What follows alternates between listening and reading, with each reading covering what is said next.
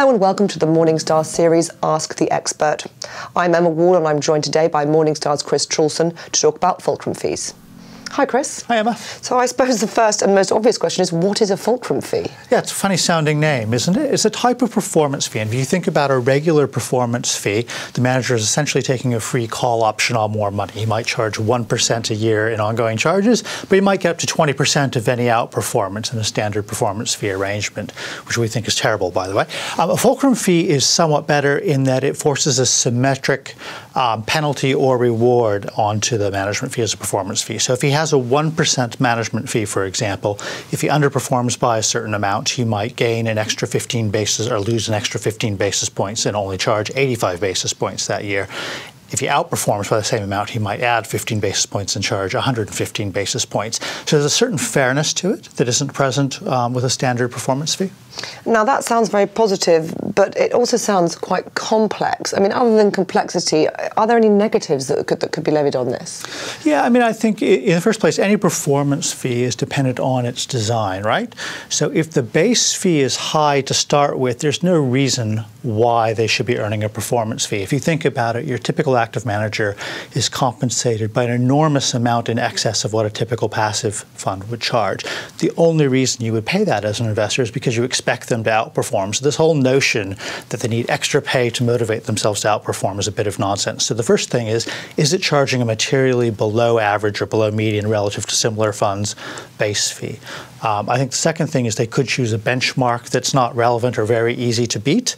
So you want to make sure that if everybody else is beating the benchmark, they should really be using that benchmark plus a hurdle rate or a more competitive benchmark. Otherwise, they are, in fact, giving themselves a free call option on more money. So there are some downsides there in terms of gaming the system. As you can tell from the way I've described it, there is complexity, and you don't have certainty as to outcome.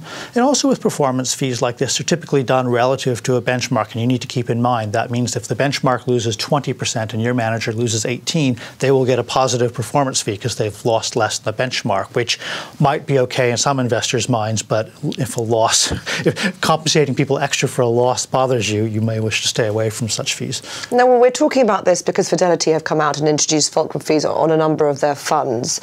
Where the US goes, the UK tends to follow. Can we expect more fulcrum fees being rolled out? What is the take-up in the US?